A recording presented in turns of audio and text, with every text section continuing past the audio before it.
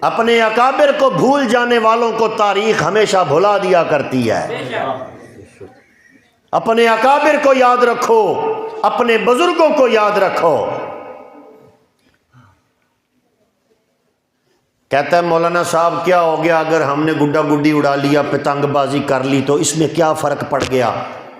ہر وہ کھیل جو بندے کے نشے کی حد تک چلی جائے، نماز روزہ ذکر و تلاوت سے دور کر دے، فضولیات اور لغویات میں بندے کو ڈال دے، وہ شیطانی کھیل ہے۔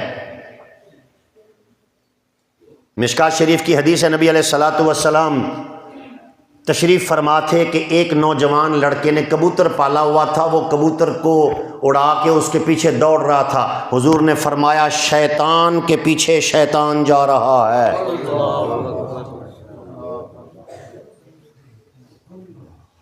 یہ باز جس کے نام کے ساتھ لگا نا سب فضول ہی ہے، کبوتر باز، پتنگ باز ہے، آتش باز،